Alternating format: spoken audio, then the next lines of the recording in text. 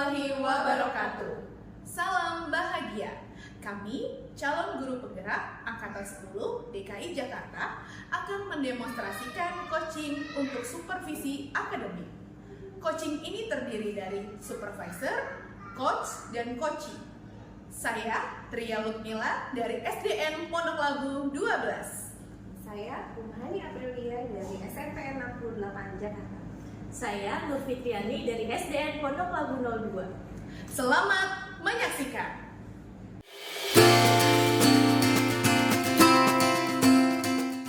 Assalamualaikum Bu Hani. Waalaikumsalam, Bu Fi. Selamat siang. Siang, Bu.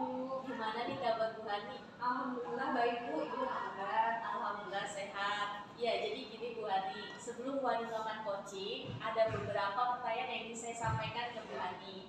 Yang pertama, bagaimana rubrik penilaian yang sudah Bu Hani lakukan? Seperti itu. Yang kedua, bagaimana alur tirta yang sudah Bu Hani siapkan? Dan yang ketiga, bagaimana Bu Hani memberikan pertanyaan yang berbobot kepada coaching nanti?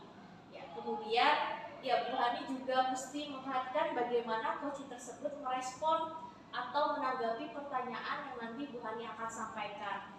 Jangan lupa Bu Hani, jadi dalam coaching itu ada beberapa prinsip yang harus dilakukan. Yang pertama kemitraan, yang kedua proses kreatif, dan yang ketiga memaksimalkan potensi. Ya, pertanyaan pertama nih Bu Hani, kompetensi apa yang akan Ibu kembangkan pada coaching kali ini? Kompetensi yang akan saya kembangkan karena coaching kali ini adalah pertama kehadiran penuh, mendengarkan aktif, dan memberikan pertanyaan yang berbobot. Ya, selanjutnya kompetensi mana yang ingin Bu Hani kembangkan dalam proses secara spesifik nih, dalam proses observasi ini? Jadi kompetensi spesifik yang ingin saya kembangkan yaitu mendengarkan aktif dan memberikan pertanyaan yang berbobot. Ya, kemudian yang terakhir, indikator yang bagaimana nih yang diinginkan oleh Bu Hani dalam proses coaching kali ini? Jadi saya ingin coach saya ini bisa menemukan solusi dari permasalahan atau menemukan langkah-langkah dalam mengatasi permasalahan. Ya, baik Bu Hani, mudah-mudahan observasi nanti sesuai dengan apa yang kita harapkan ya Bu Hani ya. Ya, demikian dulu ya Bu Hani untuk observasi kali ini. Silakan Ibu melakukan coaching terhadap coachingnya. Baik Bu, terima kasih. Iya, sama-sama Bu Hani.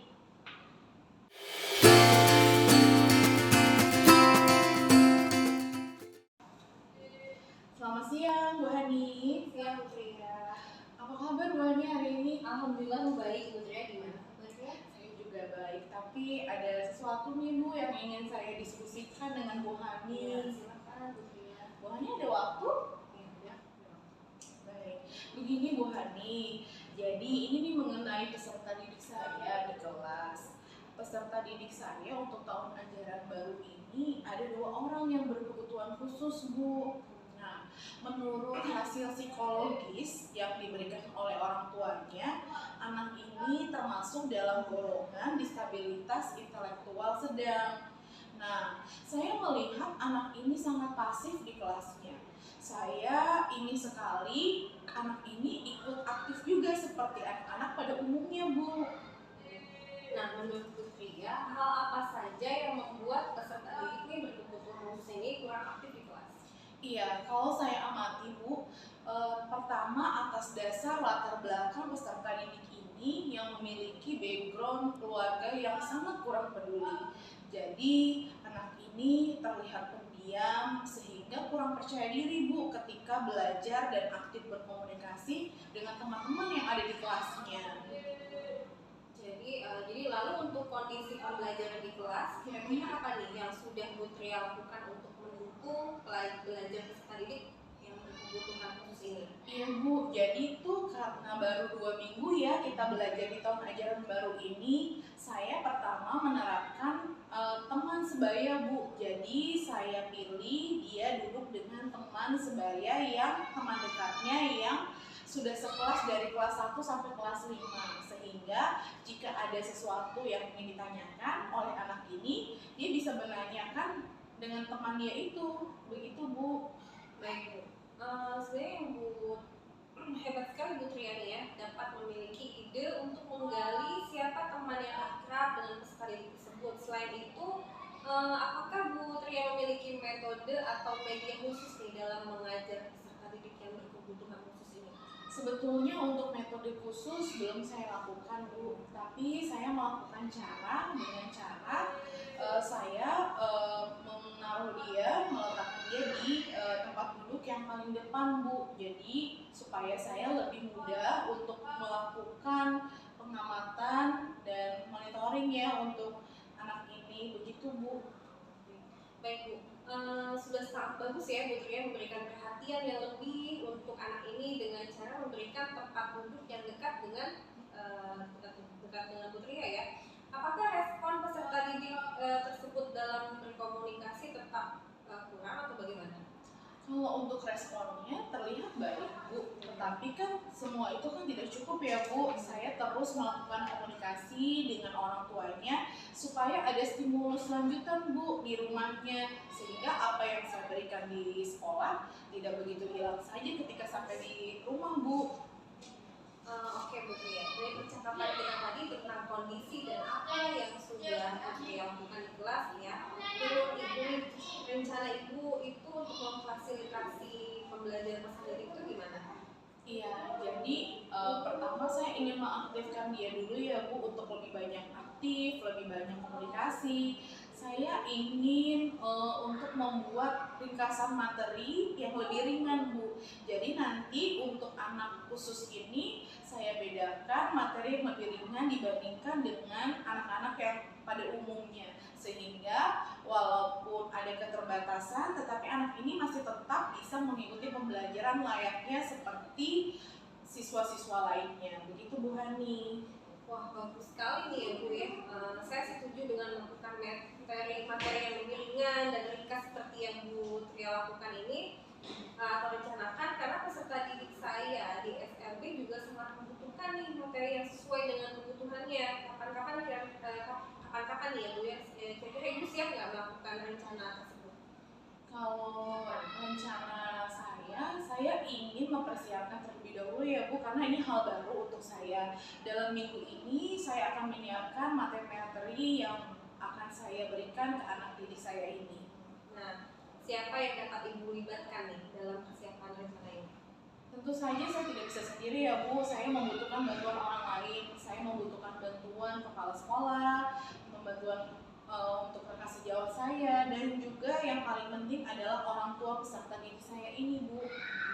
Saya sangat mendukung ya Bu Tria. Semoga rencana Bu Tria ini berjalan dengan lancar dan mendapat hasil yang sesuai Bu Tria inginkan. Amin amin. Wah kayaknya saya bertemu dengan orang yang tepat banget nih Bu Hani kan dalam bidangnya ya. Terima kasih ya Bu sudah memberikan dukungan dan motivasi untuk saya. Semoga lancar ya Bu ya. Amin amin. Terima kasih ya Bu Hani.